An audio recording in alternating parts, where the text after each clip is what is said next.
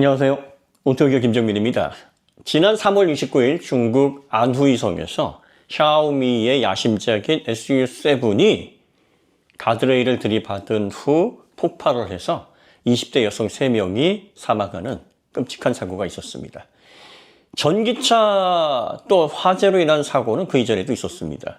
그런데 지금 중국에서 이게 엄청난 논란이 되고 있고 샤오미가 공식 입장을 내놨으며 이 사고가 알려진 이후 주가가 6.5%나 급락하는 그런 사태로도 연결이 됐습니다. 도대체 어떤 사고였기 때문에 이렇게 논란이 되고 있을까요? 세 가지 포인트를 우리가 짚어낼 수 있는데요. YTN 뉴스를 통해서 일단 어떤 사고인지를 한번 알아보겠습니다. 중국에서 샤오미 전기차가 고속도로 가드레일에 충돌한 뒤 불이 나 탑승자 3명이 숨졌다고 현지 매체가 이를 보도했습니다. 중국 남방도시보는 샤오미 전기차 SU7이 지난달 29일 동부 안후이성의 한 고속도로에서 충돌한 뒤 폭발해 사상자가 발생했으며 샤오미 측이 특별대응팀을 현장에 파견해 경찰 유가족과 함께 사고 원인을 조사했다고 전했습니다.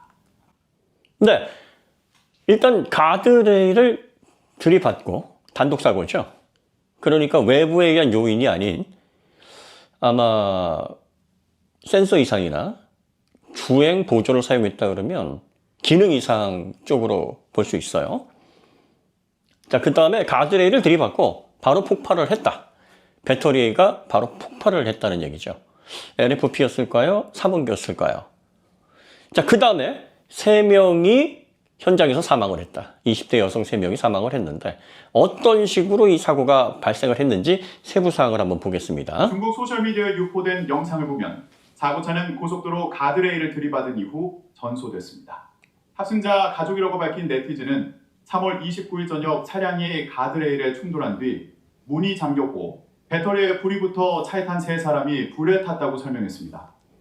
자, 가드레일을 들이받았는데 어떤 요인인지는 뒤에 나옵니다. 일단 들이받은 이후에 문이 잠겼습니다.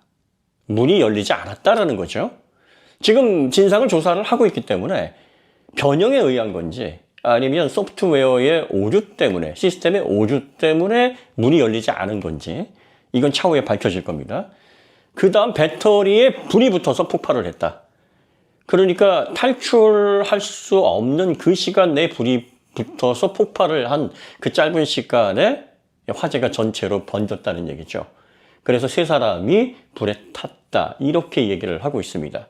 자, 그러니까 가드레일을 들이받아서 사고가 나서 폭발을 했다. 이게 첫 번째 중대한 사안이고요. 두 번째는 문이 열리지 않았다. 자, 그 다음 보시죠.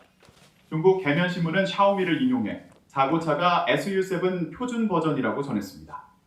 현재 판매 중인 샤오미 SU7 라인업은 표준, 프로, 맥스 등 3종입니다.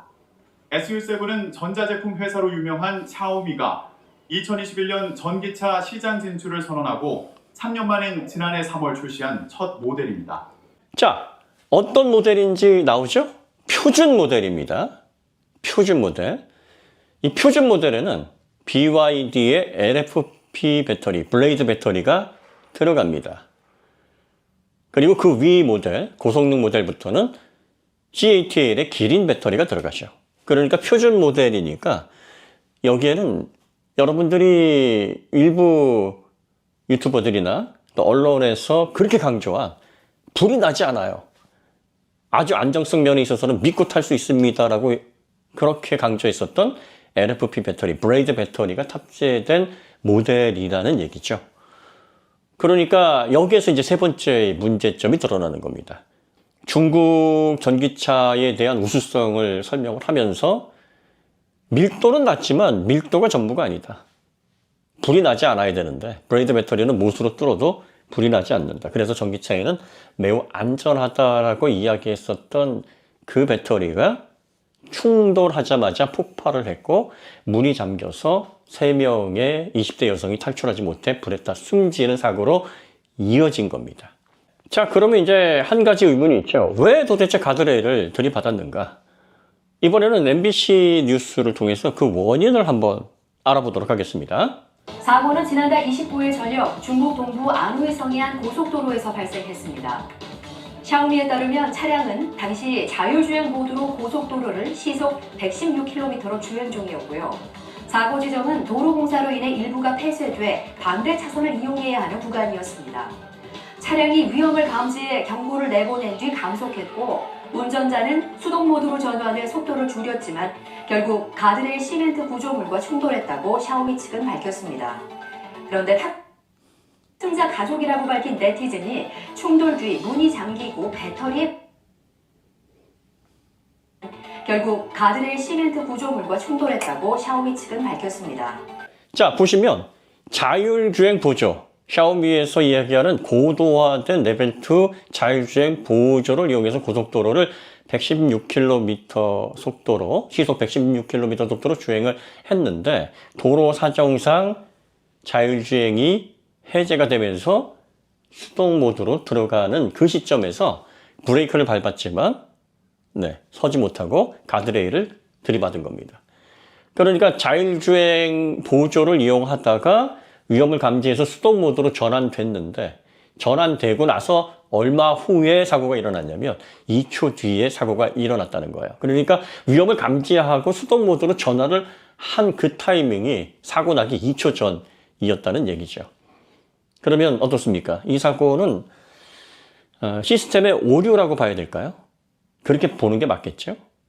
물론 더 조사가 이루어져야 되고 또 무엇이 원인인지에 대한 종합적인 결론이 나와야 되겠습니다만 자율주행 보조를 이용을 하면서 위험을 감지하고 해제를 했는데 그 해제해서 수동 전환을 했을 때 2초 후에 위험에 맞닥뜨릴 바로 직전에 해제를 했다라고 하면 이건 안전하게 이용할 수 있는 그런 자율주행 보조, 특히 중국에서 레벨 3에 근접한 고도화된 레벨 2의 자율주행 보조다라고 얘기하기에는 좀 무리가 있어 보이지 않습니까? 물론 레벨 2이기 때문에 계속 어시스트를 해야 되는 게 맞고 운전자가 상시 대비를 해야 맞습니다만 어쨌든 시스템과 관련해서 신뢰할 수 있는 단계에 접어들지 못했다라는 점을 반증하는 거예요.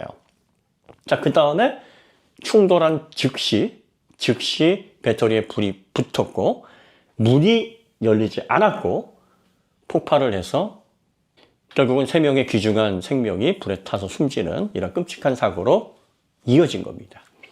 자, 그래서 저희가 항상 중국 전기차를 이야기할 때 중국차의 빠른 발전 그리고 가성비가 뛰어나 보이는 결과물, 너무 이러한 보이는 표면적인 결과물에만 집중해서는 안 된다는 말씀을 누차 드렸습니다.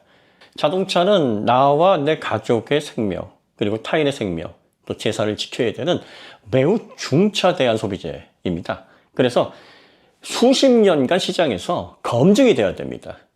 물론 그렇게 검증한 브랜드라 그래서 사고를 안 내는 건 아닙니다. 사고가 나고 여전히 인명피해가 발생할 수 있는 가능성이 있습니다. 하지만 누차 말씀드리지만 인생은 확률 게임입니다. 우리가 위험 요소를 조금이라도 낮추기 위해서 검증하고 신뢰할 수 있는 그러한 브랜드 또 그러한 기술 기반의 결과물을 우리는 선택을 해야 우리가 인생을 살아가면서 맞닥뜨릴 수 있는 위험 요소를 최소한으로 줄여낼 수가 있는 겁니다. 이런 부분에서 중국의 급작스러운 굴기로 인해서 그동안 속도 위주로 발전해온 중국 전기차는 아직까지 우리가 신뢰도 부분에서 많은 부분들을 의심해보고 확인해보고 신중한 그런 생각을 해야 되는 그런 결과물이다라는 말씀을 다시 한번 드립니다.